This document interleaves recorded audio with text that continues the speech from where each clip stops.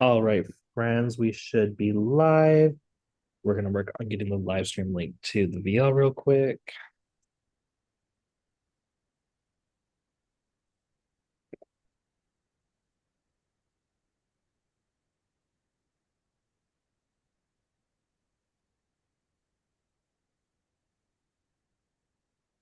Okay, let me just send out this link real quick, and then we will get to getting.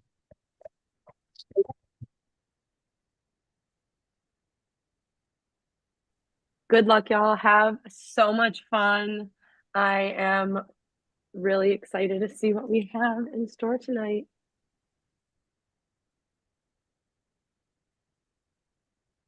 All right. Hello, everyone, and welcome to the finale of season 4 of the Collective Apocalypse. We have been playing for a little over a month now, and we are down to our final two of Michaela and Jake. We are so very proud of the hard work you both have done, and now is your time to show off all of that hard work and convince the jury of 9 of your peers to vote for you to win this game. Just to catch everyone up to speed on how this will work, both of the finalists are going to give opening speeches. They will both have 7 minutes to do so. After those 7 minutes of each of them, it'll go over to the jurors where they, in the order they were banished, will ask questions to the jurors looking to find answers to sway their vote. After that, both of the finalists will give closing speeches that are 7 minutes long in the reverse order that they did opening speeches. Michaela, as the winner of the last collective trial, did have the decision if she would go first or second for her opening speech.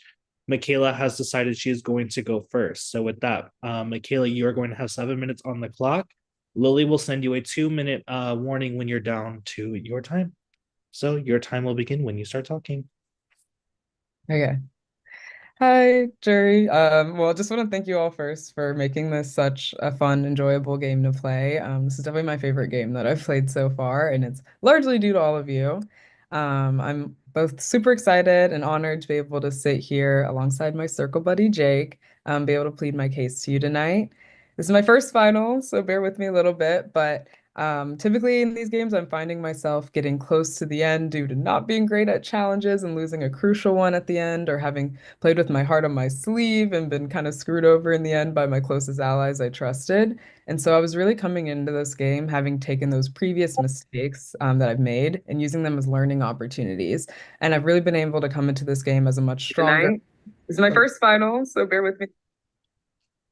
Whoa. Was that right? Okay. Uh,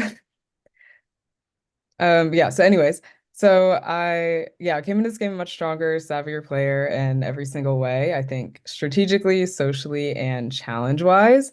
My overall strategy was kind of embodying the Sandra Diaz Twain strategy of anyone but me. This obviously did not allow me to play a super loyal game or make a lot of alliances, but I was trying to play a game that I felt like selfishly got me as an individual ahead and saved me round to round to round, which I do think allowed me to play a strong social and strategic game. In the first half of the game, my main mantra was just to be safe or get safe. And I know a lot of people kind of throw comps in these sorts of games to not appear threatening. But for me, I saw getting into the collective as a really big strategic opportunity because you get to kind of hear pitches from everyone and weigh potential deals from people needing a save, which can potentially force them to show some of their cards, which in this game where we're trying to figure out each other's circles is always a good move. And then you can also use it as a bluffing opportunity to throw people off of who's in your circle. Like, for example, I tended to use the strategy of trying to save different people at each ceremony, just so people couldn't really try to find a pattern in who I was saving, and wouldn't be able to figure out my circle from there. The only person from my circle I had saved in that first half of the game was Morgan. But when it came to Jake and Hutch, I feel like I did a really good job of separating myself from them in the public eye, even when them two were getting very closely associated as a pair. And then when it came to getting saved, I only really needed to be saved in 3 rounds in this game, because I was really strong and the challenges and then also putting myself in a strong position. And so I'm just not the type of player who tends to play to be everyone's number one best friend. I really tried to nurture relationships with a few key allies in ways that I felt like would get myself ahead in the game. And I was very intentional about building those relationships and being able to have open lines of communication, information sharing with those people. So each round I wasn't safe. I wasn't sliding into the whole collective's DMs asking for saves. I would typically go to 2 to 3 key people who I felt like I'd invested in a relationship with well, or were in a crucial place in the selection order, to ensure my bases were covered if push came to shove. And then when it came to my social game, I feel like I was in a good spot inside and outside of my circle, even though, well, when it was all 4 of us, I had a final 2 deal with Morgan, even though I was Morgan's target, which put me in a great spot in terms of I knew Morgan was not targeting me in the within my circle just to get a save. And so I wasn't going to have to worry about that element of the game being used against me. And I also knew that despite the fact that Jake and Hutch were close, independent of me, I was really strong in competition. So I provided kind of an extra needed layer of protection for them. So it also made me a valuable asset to their games. And then even outside of my circle, I feel like that puzzle challenge we had really exemplified this best.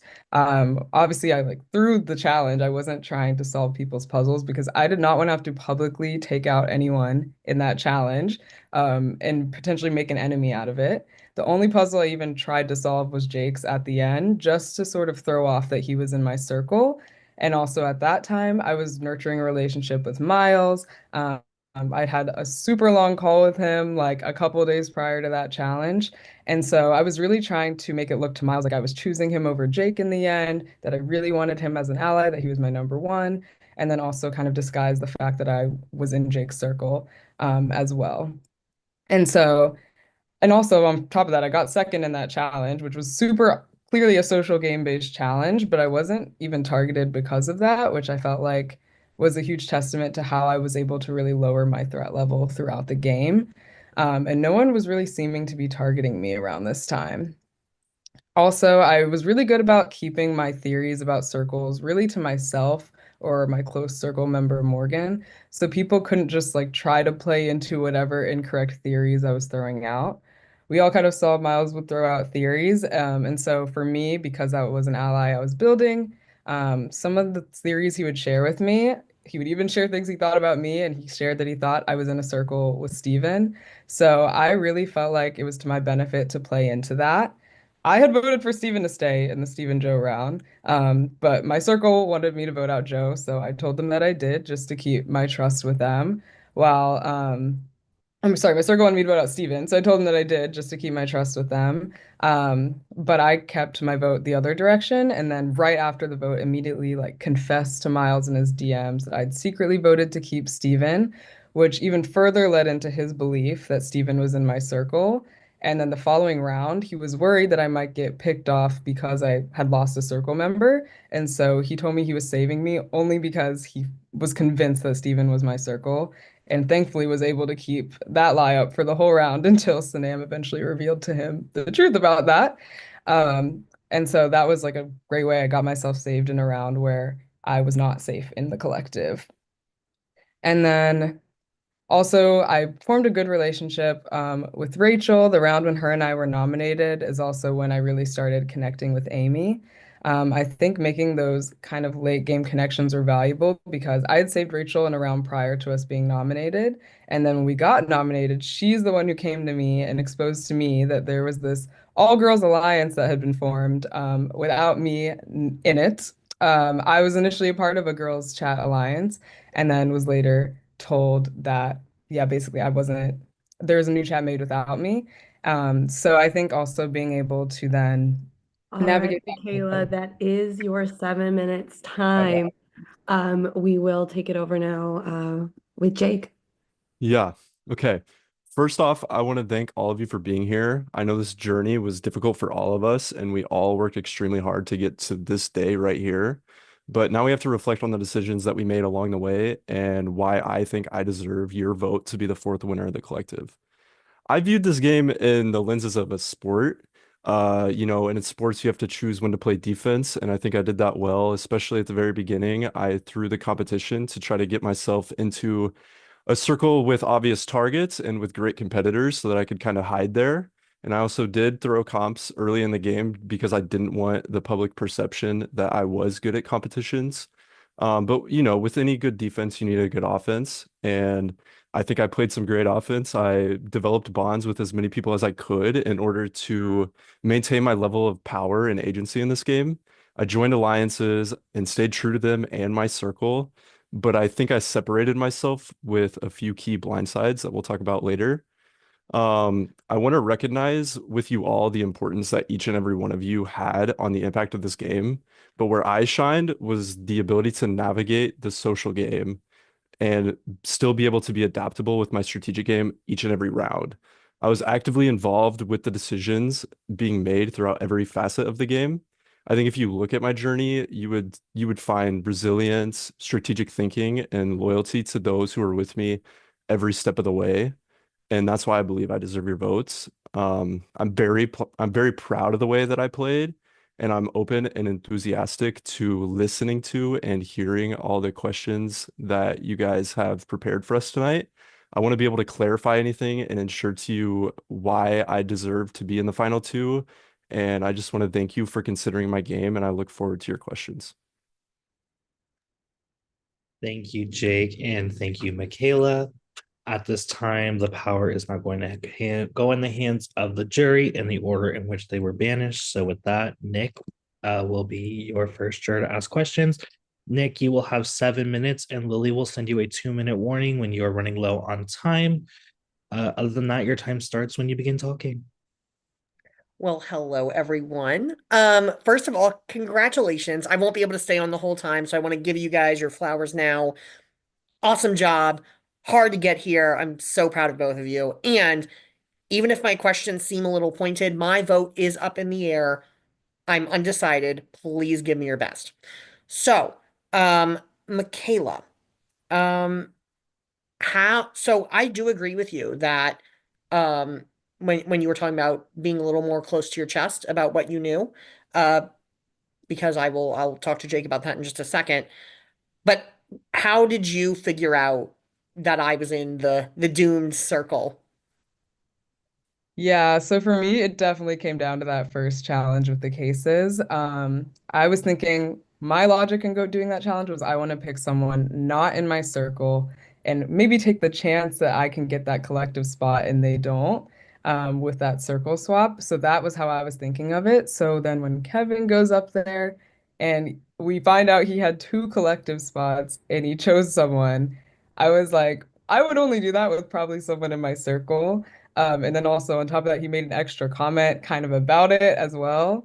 And I was like, oh no, like they're definitely circle buddies. And so I think that just kind of like immediately exposed that for me.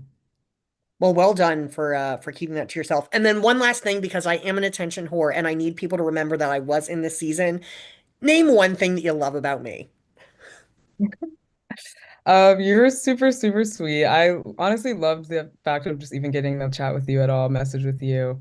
You won the Price is Right, which is kind of crazy. It got posted on the Survivor Instagram. I'm also a little envious of you as well. Jeff Probst probably knows who you are. But no, you're honestly just super sweet, and I feel like you're very genuine and always trying to keep up and like say hello to me, even when I wasn't able to be the most active in responding. So I really appreciated that. Thank you, Michaela, and best of luck. Mm. Jake, Yeah. so here's the thing. I love you. And when we were talking personally in the like very early stages of the game, you were one of my people who I was like, okay, he's not my circle, but I like him. I want to go far. But unlike Michaela, it was very clear early on that you were the one coming after my circle because I kept hearing your name saying Jake is linking. And to me, and while I value out their gameplay, I think that kind of screwed over our relationship and you weren't very subtle about it. And I don't know if I can fully get on board with being that aggressive that early on, especially when I know that like me, I don't know what your relationships were like with the other people in my circle, but why didn't you try and string me along and use me because you had our circle figured out from day one, but I Mhm. was on your side. And the Yeah. only reason I left your side was because I heard, well, Jake's coming after me, so I can't give him any more info. So can you just kind of talk through with me like why you did that and why I should kind of look past that? Because Yeah. I'm willing to if you can give me a good argument. Yeah, so I never implicitly threw you under the bus. It was more so I was going after Kevin because I'd heard that Kevin was such a strong player in other games. But I thought it was a good idea for me in order to just build relationships with people. It was like an easy way for people outside of my circle to be like, okay, he's giving me information, I can work with him. So I was bringing people in like that. And I want you to know that I actually did strongly consider saving you the round that you and Casey were ready to go. Casey came to me and talked to me for hours, maybe not hours, but it was a while. And I really did strongly consider it to the fact that I went to Montes, I went to Alex, I went to Hutch, and I asked all three of them, I said, is there any way that we can crack a deal with Nick and Casey and keep this going forward? And they all three told me that it was a bad idea. So as much as I wanted to help you and help Casey at that very moment, it would have put too much of a strain on my own game to do such a thing. But yeah, I think to your original question, it was so that I could try to build better relationships with multiple people because it could have been a mistake, but I did think I had you pretty close, and I was not throwing you under the bus at all. Wow. Oh God, you guys have made this really hard. Oh no. Jake, one last question. Yeah. Give me your favorite. I think this is really kind of what bonded us together. Give me your favorite obscure reality TV quote. Ooh. What's the Philip one where he says he's in like the CIA? I don't know it word for word, but No, Philip, the fake CIA, yeah, that's my favorite. with the former federal agent question mark? Yes, My that's what it favorite. was. Yes. Yeah. All right. Yeah. Ugh, I hate you guys because you made it way harder. You both gave amazing answers. Congratulations. Best of luck. And I won't be here, but I'll be here in spirit. Mwah, mwah. Love you guys. Oh, and thanks to production for an amazing season. Thank you, Nick. And with that, we will move on to our next juror, which is Casey. Casey, you will have 7 minutes from the time you start talking, and Lily will send you a 2-minute reminder when you're running low on time. Your time begins when you start talking. Okay. Well, congratulations on making it to the end. I couldn't even make it past 15th place, thanks to my circle. I don't know. I feel like I can the jury has really made me see Michaela's game pretty clearly.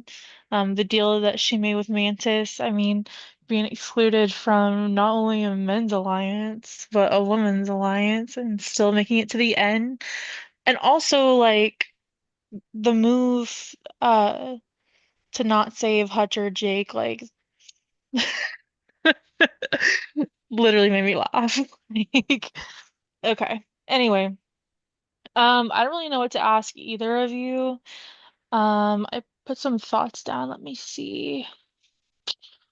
Okay, Michaela, had Mantis not brought up the deal, I guess it's like a pretty major deal, that round to nominate Hutch and Jake. What was your plan moving forward to get to the end? Because I feel like that was a big turning point, and I don't think that you got here by accident by any means or whatever. Um, but yeah, what was your plan to get to the end, I guess, before that deal? Yeah, so actually, so the night before Montes had proposed that, I had messaged with Amy and she thought I was going to save her. I told her I would. And then I laid in bed that night and I was like, oh my God, I should not have promised her that because I started running all the scenarios of what could happen. And I was picturing the fact that next round, if Laura went that round, she would save Amy. Amy would have immunity, and then I'd be in a must win the collective spot situation, and I would have been screwed. So I was basically seeing the exact same thing Montes was seeing at Gotcha. the time that he proposed the deal to me. So for me, I went to bed thinking like I might need to rethink saving Amy and maybe save Montes instead and try to make a Oh, deal with Montes. So then when he messaged me the next day, I was like, oh my God, perfect. Like But my fear with him was that he wasn't actually going to break away from the guys' alliance and do that. So I was a little bit worried about bringing it up to him at all. So when he messaged me first, I was like, oh, heaven, like this is great. Honestly, player of the season for that, Montes. Um, let me see. One question I have is like, does Jake make it to the end regardless? Because I feel like Jake had a pretty solid social game. Um, but yeah, I mean that round, Jake, where Hutch went, I feel like your game kind of crumbled there, and that's when Michaela took over. Can you show me or tell me something between that time and the end of like things that you've done? Or just like refresh me on it. Yeah, I don't think it crumbled at all because before Michaela ever put myself and Hutch up, I was going around telling everybody that I was fine to cut Hutch that round regardless. But Gotcha. I was definitely I was in a four person or final four with Alex and Joe and also in a final four with Montes. So I thought that regardless, like I had a pretty solid shot of getting to that point. Okay. Don't really have any other questions. Congrats on making it to the end. Either way, like someone I like is gonna win. So yeah, Thanks, Casey. yeah. Thank you so much, Casey. Our next juror, Rachel, could not be here, but she did submit a video with some questions for you guys to answer. So I'm going to share that with you both now.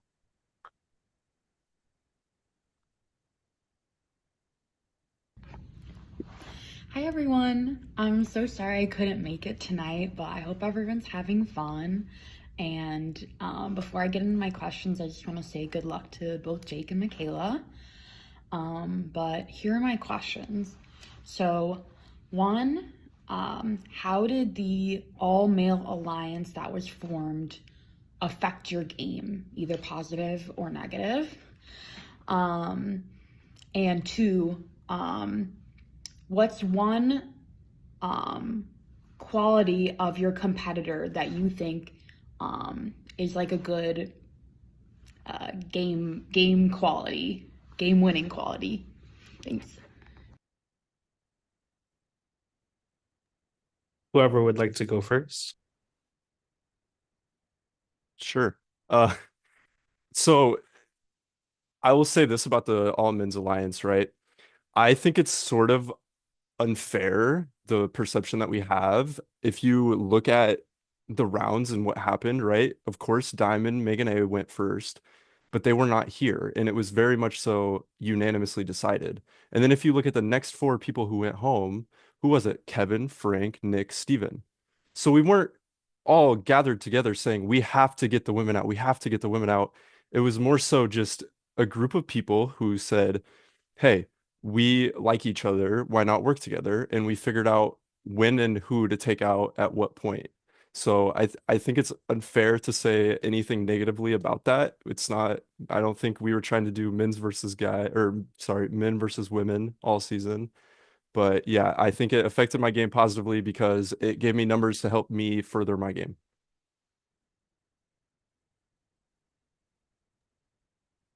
Yeah, so for me, obviously, I'm not a guy, I'm she, her. So that was something that for me, like just clocking that there was this guys group coming together, regardless of like the intention of it. I don't believe it was like, let's get out the women type of situation, but it's still like this kind of impenetrable group that I don't fit into. And I think it was kind of scary to navigate in the sense that I'm like noticing it's three guys from one circle, especially once we need the circles, three guys from one circle, two guys from mine. I'm like, I feel like I could have been in there as the third from my circle, but instead Montes is in there. So I feel like for me, I'm just seeing it as this like group that is functioning and operating happily without me, and I'm looking at it as that means Jake and Hutch can function happily without me in this game. So I think that's also part of what then motivated my decision to put the two of them on the block is like I'm like they have all these like people, these strong competitors who are still in the game, still able to help them because they're in this core group that I'm not a part of. And no one's really being that forthcoming with me about it either. So that's part of what motivated me wanting to take out one of them in that round. But then on top of that, I think also just trying to kind of counter navigate that. That's why Amy and I worked so hard to really try and pull Montes away from that group, which is why making that deal with him was so crucial. Because I felt like as soon as I knew and was aware of this guy's alliance, I was like, each of them has to go one by one. Like they need to cut down the numbers. And the way I actually found out about it was I had been investing, like I mentioned before, in a strong relationship with Miles. And right before the second live night, him and I get on a call, and he's like, "So you've heard the plan, right?" And I'm like, "What plan?" And he is like, "Oh, yeah. Wait, the guys in my circle and the guys in your circle, we're teaming up. And we have this whole plan of how we think the second challenge is going to be voting people in and out of the collective." And he literally starts telling me their whole plan that they had pre-planned the live night to go a certain way. And I was like, and no one in my circle had told me. And Miles is here confessing. He's like begging me not to tell my circle that I know about this because he wasn't supposed to tell me. And then of course I'm getting like a minute before that live call, I'm getting like a message from Hutch trying to explain the plan because clearly Miles had told him that he needed to tell me. So I'm getting on that call, having to like navigate around this like very obvious like display going on of this coordinated plan playing out, and me trying to act like I'm not a part of it, so that the girls don't then be like, oh, she's in with them, like she's a part of this. Like at one point, I knew I was supposed to vote out Rachel from the challenge, but instead I voted for Joe because I didn't want the girls thinking I was teaming up with these guys to vote out like the girls in the challenge. So I feel like it created like kind of a weird dynamic to navigate out of, but that's part of why, despite me having a good connection with Miles, I voted for him that round. If I had tied it, that I don't know what would have happened, but that's part of why I voted for him that round. And then on top of that, then moving forward, it was getting Hutch out. Just want to verbally say we have a 2-minute warning on Rachel's questions. Oh, okay, yeah. Oh, yeah. So that was that. But then for the second part of your question, in terms of like my competitor, Jake, a quality that I think he has that is a winning quality, I feel like Jake has such a very unique ability to really connect with anyone, which is something I think is like an amazing quality to have in life as well, not just in this game. I feel like him and I connected really early on when over Tate McRae, and how much of a queen she is. And I'm not gonna lie, I was like, this guy is BSing me. He is literally pretending to like take McRae right now. Like it was crazy to me. But then as we've been in this end game, like now it's just him and I in the main chat, and it has become a Tate McRae fan club. You can just really see that he has like a lot of genuine like care for everyone in this game. And so I think that's something that like he invests in relationships really well, which I think has served him well in the game. Yeah, and I think I can echo exactly what Michaela just said about me, about her. I think that anybody who tried to connect with Michaela on a deeper level got to see exactly who she was. She's an amazing person. She's an amazing competitor. Let's not forget that. She won a lot of competitions. And yeah, I think she's awesome. So just to echo what you said. Thanks. Well, thank you both, and thank you, Rachel, for those questions. Up next is going to be Sanam. Hello, friends. Congratulations on getting this far. It's so nice to see everyone again. This is definitely like the coolest and most unique format I've played. So it's really exciting getting to see like everybody's strategies because we all talked about it day one. Like it's hard to strategize for this game. So my first question is, what do you think was your worst move of the game? Either of us? Either of you. Okay. So actually, I think it's easy. I think the worst move that I made this game, Michaela and I both at the very beginning really wanted to push for an alliance with you, Sanam, and your partner Rachel. So I think my worst decision was not expressing it further myself. Um, I mean, I really did want to work with you a lot. I think the one thing that held it back was just like our very conflicting schedules. It was so hard for us to get on like a call and really strategize a lot. But yeah, if I could go back and restart this game, that is one decision that I would change is Sanam and Rachel, like we have to be in a four-person alliance. Yeah, definitely obviously it's hard because like we did make it here, despite whatever we did do. But I do think one thing that I'm just like, it's like been this curiosity of mine that I'm like, what if I had done this instead? Is if I had convinced Morgan, because Morgan and I both wanted Steven to stay over Joe, in that round. So I'm like, what if, and I kept my vote on Joe. I was like, what if I had asked Morgan to also vote out Joe? knowing that I was doing it as well and we got a tie, I would have just loved to see how that played out and then be able to pull in Steven and be like, all these guys were going for you because I knew that they were voting him out and be able to kind of play with that dynamic. And then now in hindsight, knowing like you and Rachel were in a circle as well, and like I had a good relationship with Rachel, I'm like, we could have totally made something happen out of that. So that's like my Roman Empire of the game right now. Valid. My second question is, what do you think was the worst move of someone else's game? Like, you're like, that's why you're not here anymore. Mm. I mean, oh, sorry, you go No, ahead. you go. Oh. Sorry. I would say honestly, it does kind of come back to the Kevin and Nick case decision.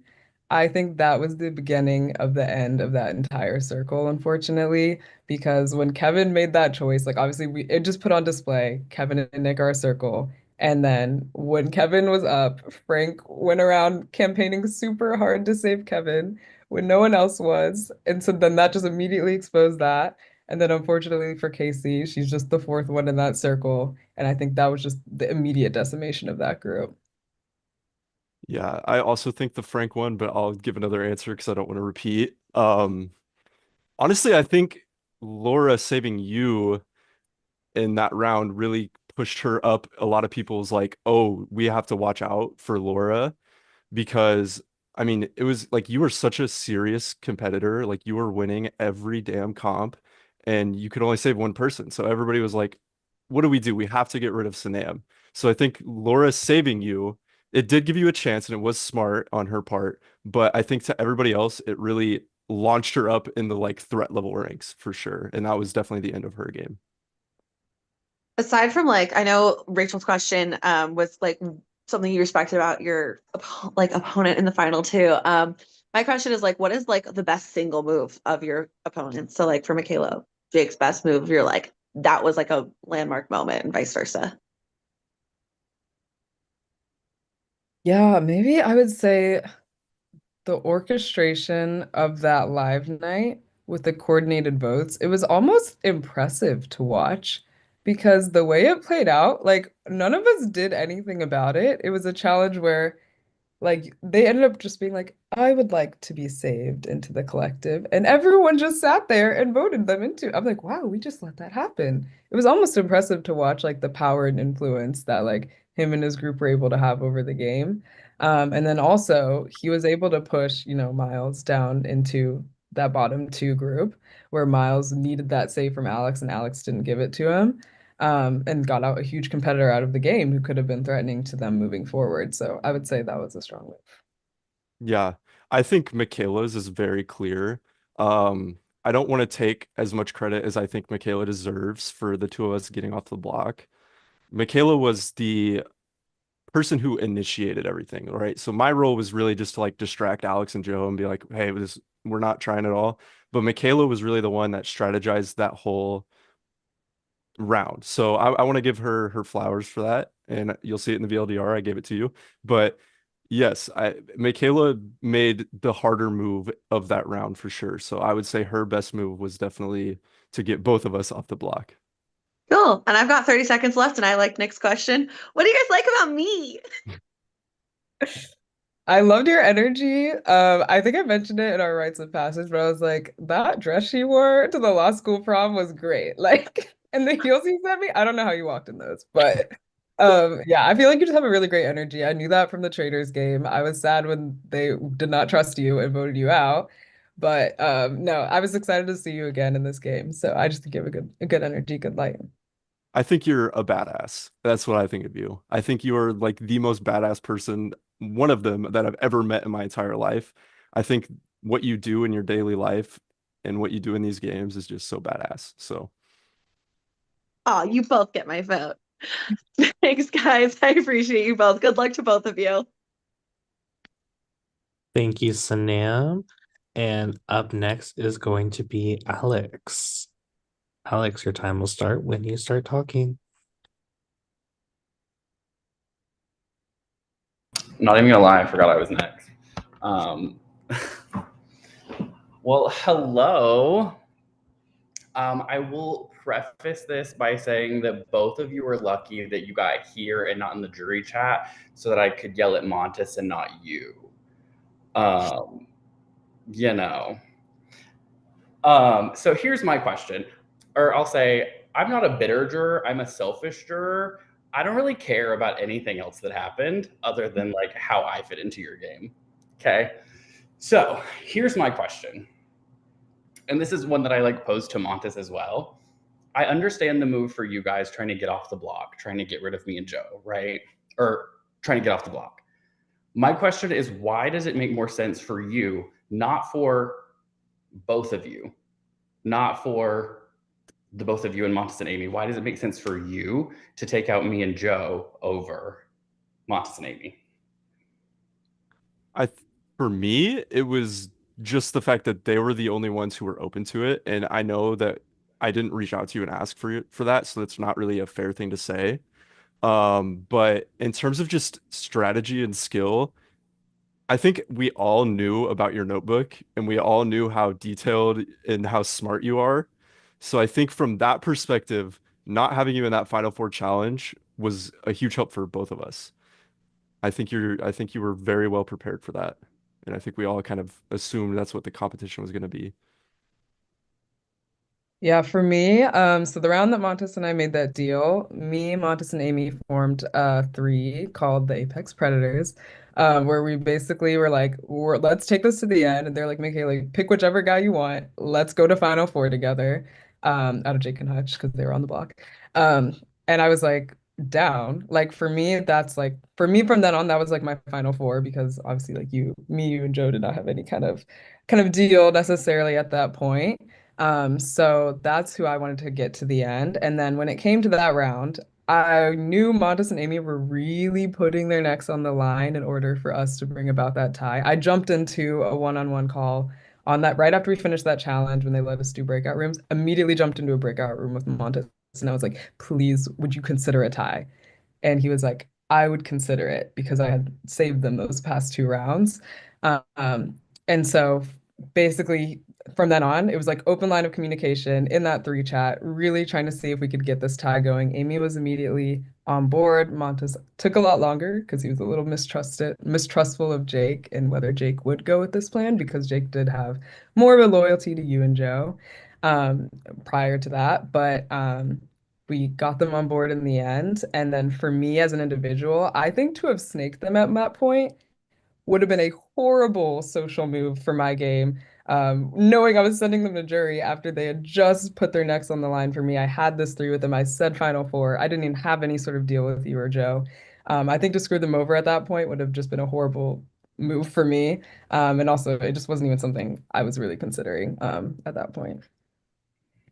Yeah, I mean, I do think that, like, I mean, I think both of you know that, like, if you had brought that same idea to me, that I would have jumped on board, because you both know that I love you. And I really, really, really want to be mad at both of you, but like, I can't, like, you know what I mean?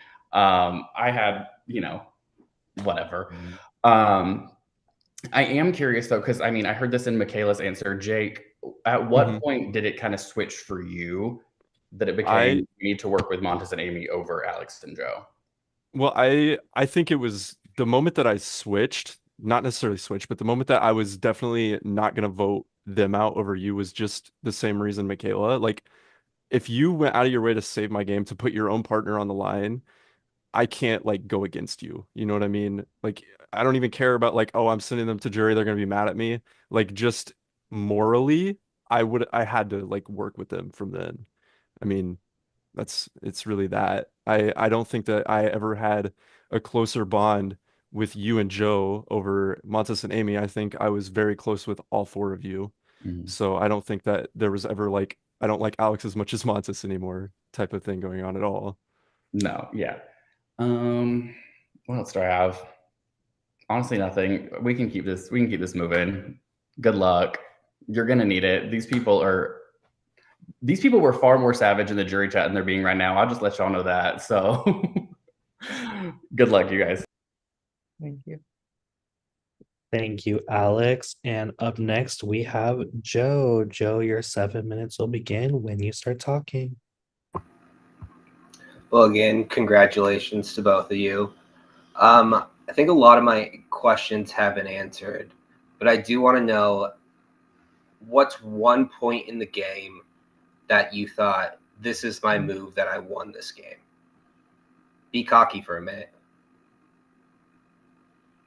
Do you want to Yeah. go first? Or? Oh, sure. Yeah, I think the round when I saved Montes over Jake or Hutch, for me, part of what stemmed from that decision was at that point, it had been like 3 rounds coming of people being like, Jake and Hutch have this alliance without you. Jake and Hutch, like, oh, we just got a 4 with Jake and Hutch. I was like, I was hearing this for multiple rounds, feeling almost like powerless to do anything with numbers wise against it. And that round, I was feeling like, oh, I have their lives in my hands. How about I just save neither of them and see what happens? And then work to try to figure out which one I want to go. So for me, I felt like that was something where I was like really being able to own that scenario, and create a situation for myself where I was basically potentially, based on whether Montes and Amy wanted to go with it, save someone with me to be my final 2 in this game. And so that's why I felt like that was. Yeah. I think the move that I knew that I was winning the game was whenever I saved you, Joe. Whenever I worked to get the votes on Steven, we were all running around telling everybody, oh, it's gonna tie, just seeing if, shit would stick when we threw it at the wall. And, we got the 7 votes, we got to save you. And I really just knew that being in that group of 6, having the numbers to move forward in the game while still being low on the totem pole of threats in that alliance. You had Miles at the top. Everybody wanted Miles out. Everybody wanted Hutch out. Alex was such a dominant threat. I knew that I was low on the totem pole and I had the numbers in my favor. So I knew that I would get super far into this game. And that was definitely the moment where I was like, this is mine to lose. All right. Good luck. All right, thank you, Joe. And up next is Montes. Montes, your 7 minutes will begin when you start talking. Hello. Okay. So, all right, these first questions are for Jake. Okay. So, at Final 8, during the collective ceremony, it was you, then Alex, and Michaela. And you made the decision that round not to reverse the order, and you picked first. I was shocked by that because I would have thought you would have had Michaela go first under the possibility she would have picked Hutch, because you didn't know Michaela and I had that deal, and I didn't know Michaela was really accepting the deal until right before selections. But you went first to pick Hutch first. Mhm. Why? I definitely thought about both ways. I thought that maybe if I reversed it, that Michaela would save Hutch and I could do something else. But ultimately, I thought in that specific round, I didn't want to have to be the person to put 2 people on the block. So that's literally the only reason why I kept it in normal order. I just didn't want to have to be the person to put 2 people on the block. But by doing so, without Mhm. knowing Michaela and I made the Yeah, deal, you sure. knew she was going to pick Amy. So you did put me on the block because you didn't know she and I made that deal. I didn't know that Michaela was going to save Amy. I didn't know what Michaela was going to do that round. Right. So you did put me on the block. Okay. All right. Final 7. Hutch pitched to Michaela to keep him off the block and put me up so you 2 are together and that you guys could go to Final 5 with Alex and Joe. And during the day, you had asked me if I had spoken to Michaela and heard back. But Hutch was also working on this plan. Were you aware of this? And were you co-signing it? I was aware. I was not co-signing it. I was telling everybody else that I was wanting saved by Michaela so I could take Hutch out because I knew I was telling everybody, I was like, I know for a fact one of myself or Hutch is going this round. It made no sense for your game to not break that up. I was telling you, I was telling Alex all day because you were like, you're fine, Jake. You're not going to go this round. And I was like, I just know that myself or Hutch is going this round. So I was telling everybody, Hutch needs to go. Hutch needs to go. Hutch needs to go. I cut that off immediately. So no, I was not on board with it being you and somebody else on the block, unless it was you and Hutch, I guess. If I was saved, I would have been okay with it. Gotcha. So, and then between Alex and I I had a Final Four with you. I don't recall, and Alex, you can call me on Jerry Chat if we ever had an official Final Four. But you had a Final Four as well with Alex and Joe. Mm-hmm. Which was your true Final Four? Had Hutch stayed in the game and Had the Hut, yeah, yeah, okay. had So Michaela and I not done our deal and gone through. so had Hutch stayed in the game, I'm not sure that I could have swung him to take a deal with you and Amy.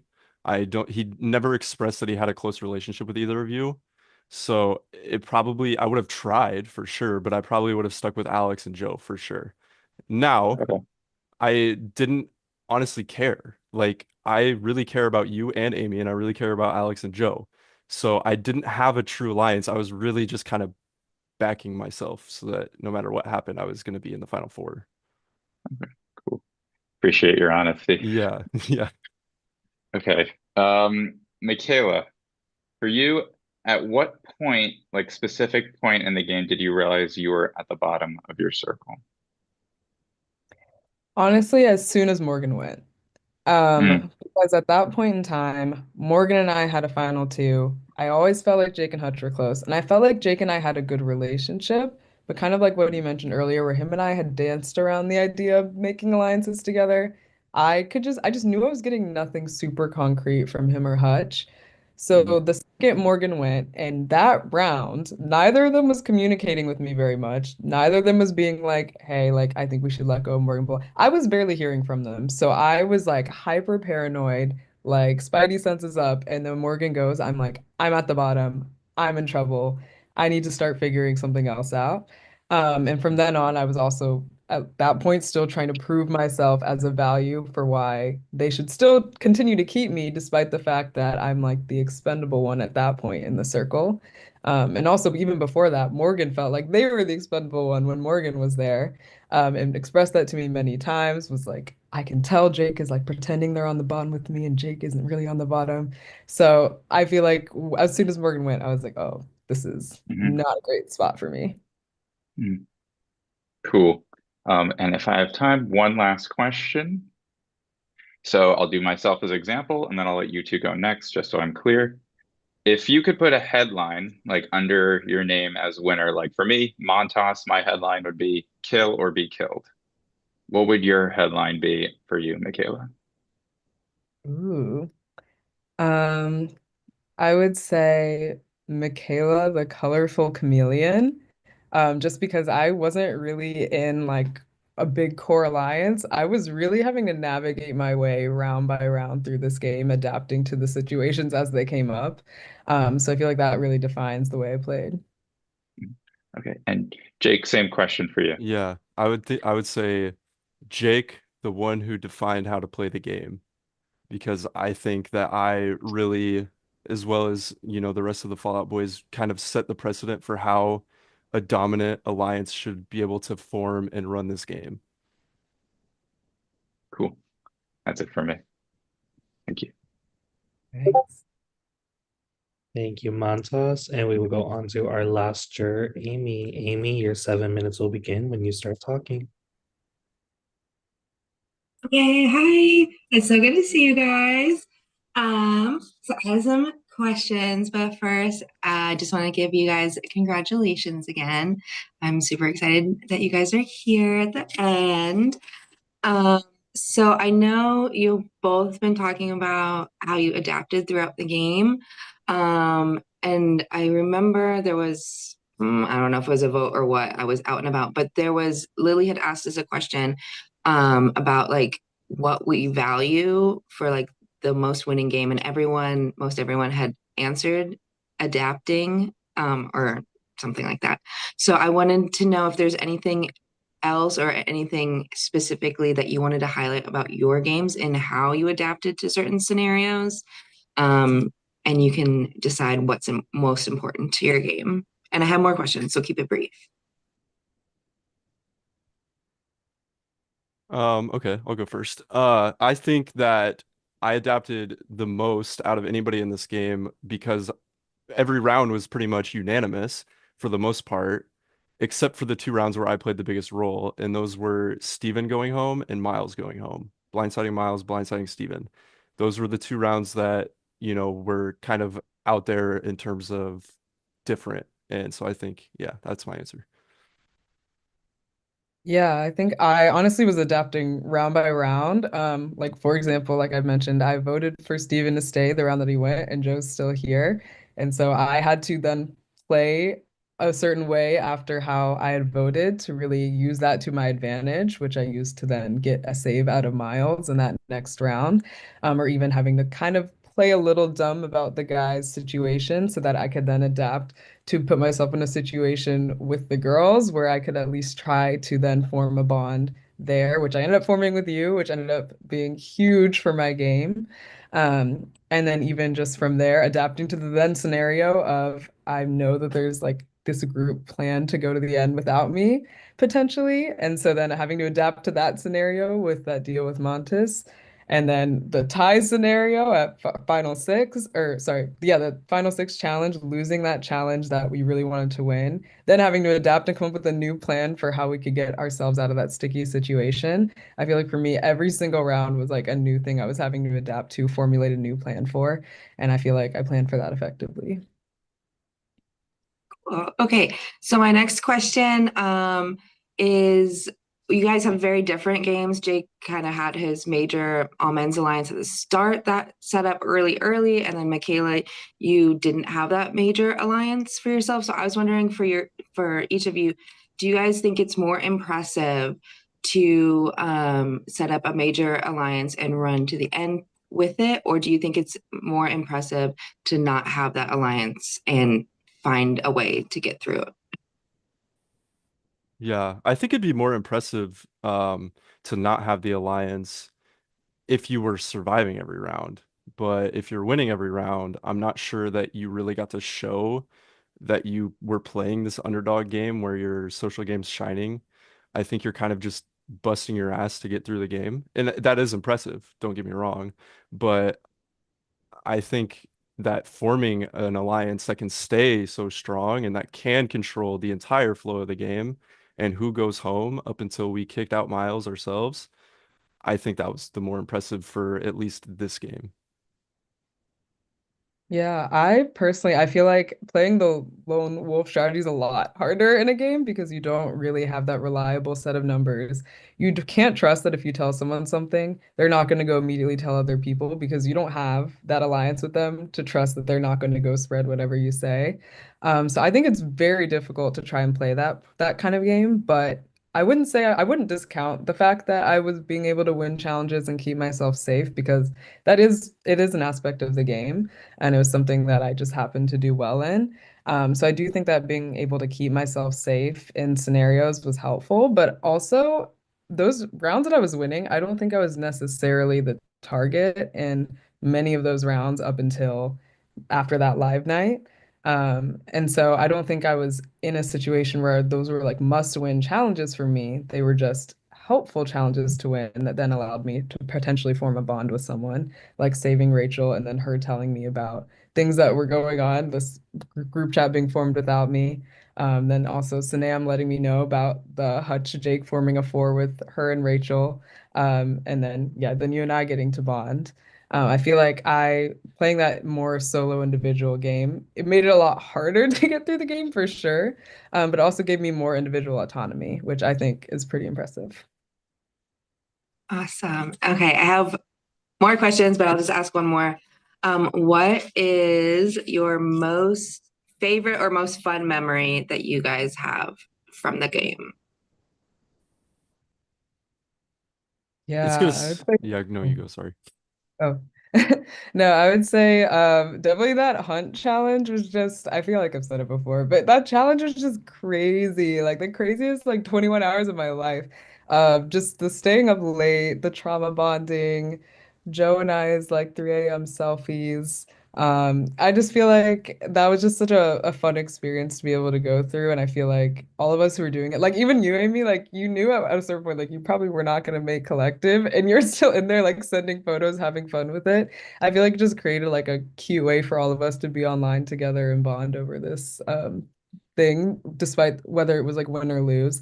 So that's what I really enjoyed about it. This is gonna sound cop out, but it's really not. Amy, my favorite memory was actually the night when we were talking and you're at the restaurant, because I think that was such a turning point in our relationship going forward. Like I've had these bonds with all these people and I really liked you. And I think that was the moment that like just so deeply connected us as friends. And from that point on, like we just talked so much more every day. So I literally will never forget that phone call we had. Well, great answers, y'all, and good luck. And no matter who wins, I am very excited for both of you to be 1 and 2. So congratulations. Thank you. Thank you, Amy. And I also loved your shirt, by the way. We are now going to send it back over to the finalists. The finalists, you will both have 7 minutes to your closing speeches. Since Michaela did go first with her opening speech, Jake, you will be going first here. Yeah. Okay. So I think I've pretty well covered most of my moves in the game. What I didn't get to cover as much was how much each of you meant to me in this game. So I just wanted to take a second to tell each of you like how much you meant to me and why. So I'll start with Amy. Amy, you taught me how to remain positive and calm regardless of what was going on in the real world or in the game. And it took a lot from that. Montes, you taught me humility and you taught me how to maximize my time and be more productive. And I really just try to model myself after you a little bit more. Alex, you showed me every day how important I was to you. And you also really showed me, that it's okay to have fun in these games sometimes. Joe, you showed me that even in low moments, laughter brings joy. Casey, you taught me how to never give up and how to keep fighting. Definitely had to use that a few times throughout the game. I don't think Nick's here anymore. Sanam, I kind of touched on it earlier, but I think you're the busiest person I think I've ever met. And the fact that you're always having so much fun in your real life and not just succumbing to the pressures of all the things that you're dealing with. One, I truly respect it, but two, I try to learn from that because I think it's so hard to be busy and have fun and you do it so well. And then Rachel is not here. So yeah. With that being said, I don't think that I would have been able to play as good of a game as I did without each and every one of you. And I really do thank you for that. And all I can do is just hope that you will respect my game and give me your vote. Thank you.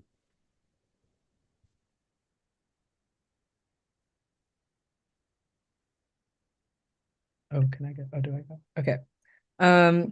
Yeah, so well, yeah, it's been a hell of a season, guys. It's been an amazing experience playing with you all. I oftentimes had to really try and not get as attached to you guys as I wanted to, just knowing that it was gonna make making hard decisions in this game so much harder. Because truly, like, you guys are actually like the coolest, chillest cast I've played with. Everyone here brought like a great energy to the game, but also really nice, healthy understanding of game life balance, which is something I have never felt so respected on in one of these scenarios. So I do just want to thank all of you guys for that. Regarding my game, I really can sit here proudly and say I really feel like I worked my butt off to get here. Definitely, like, kind of it's been touched on, but not having this alliance shielding me, I was truly having to play week to week to week. I won 8 competitions, the same amount that Miles had won by the end of his time here, and he left much earlier in the game. But for me, despite having this like kind of target on my back as a challenge threat, I was still able to either win and keep myself here or put myself in scenarios where I was being kept here, which I think is a huge testament to the kind of game I was playing. I didn't need that insulation to keep me safe. And I hoped you can also just really see my dedication to the game. We did the hunt challenge. I was staying up most of the night, trying to get as many points as possible, trying to take advantage of the fact that other people were asleep just so I could really win that challenge. I also dominated a challenge while sitting at a slot machine in Las Vegas in the middle of my best friend's birthday dinner. Sorry, Gabriella, but had to be done because I wanted to win that challenge bad so I could execute that plan that I'd set forth going forward. And then also before the final challenge, So I went to the collective YouTube and I went and watched the previous finale challenge, the previous final challenges, and I saw exactly what the challenge was going to be. And so knowing what it was going to be, that was going to be a study type comp, I immediately went and created a study guide. And I started a study guide doc, sent the link to Jake. And so that the next day, when we were both throughout the workday, could each go in and add more and more material to it so that by the time we got to the challenge, that thing was full of notes, which allowed me to then Command F throughout that challenge and that open note challenge, which I think is truly how I got that final win, because I had this robust method and these robust notes that I could utilize. And I also think that's like a testament to how much I was paying attention in this game that I was able to do so well in that final challenge. But yeah, just hope you can see all the work I put into this season, how much love I put into this season, and I really hope you can see that and vote for me to be the winner of the Collective Apocalypse. Thank you. Thank you, Michaela. And thank you, Jake. Appreciate all of your answers, and thank you to the jury for those amazing questions. Before we get to the vote, we do have one more thing to go over. Self. I'm a good person. With that in mind, can I please have all of the non-collective members please go to your broad chat and vote for who you would like to see be the winner of the season 4 of the Collective Apocalypse.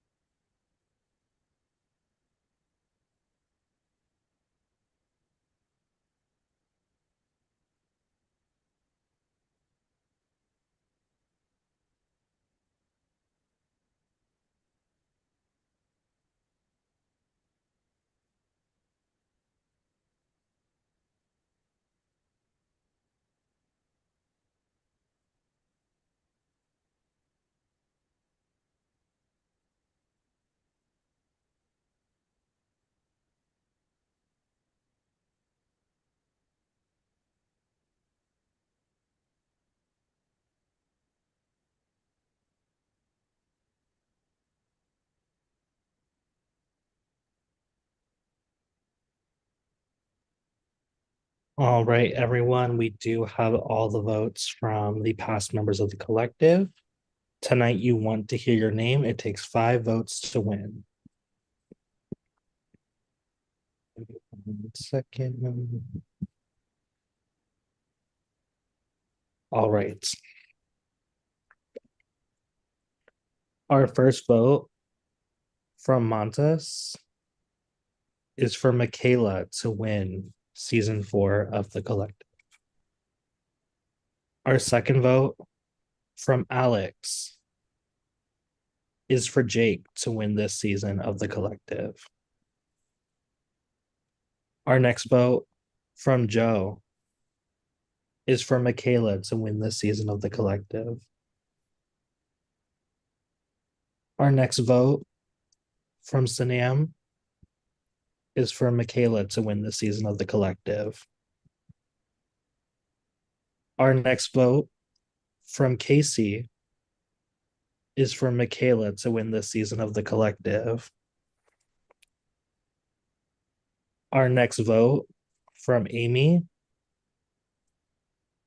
the winner of the collective season 4 Apocalypse. Congratulations, Michaela. You have won this game. God, thank you guys.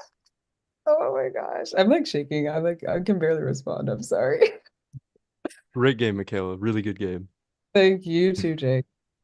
Congratulations, Michaela. Thank you.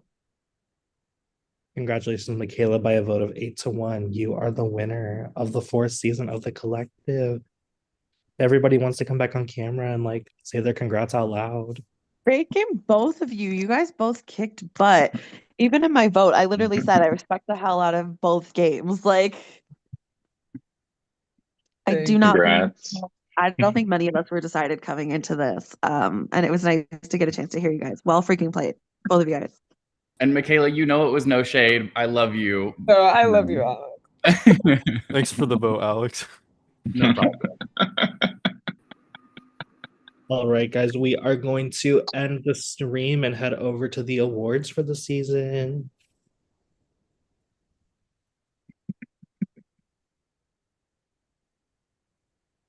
We might have to tell Lily how to end the stream.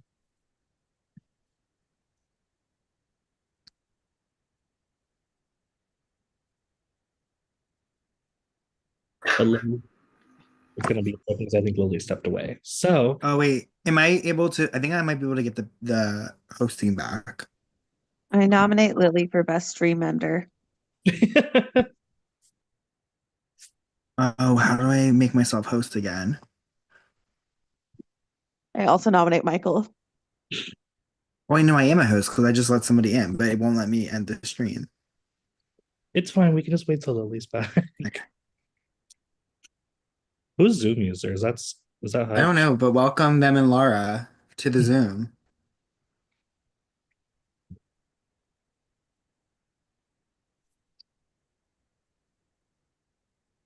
Lily. How was Hutch? Hi, Hutch. Congratulations, Michaela. Thanks, Hutch.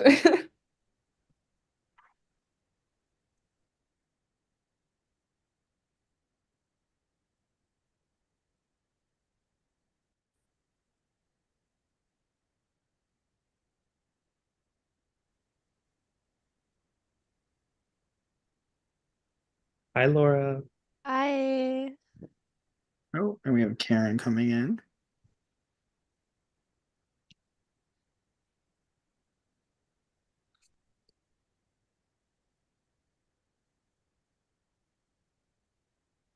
Hi, Karen.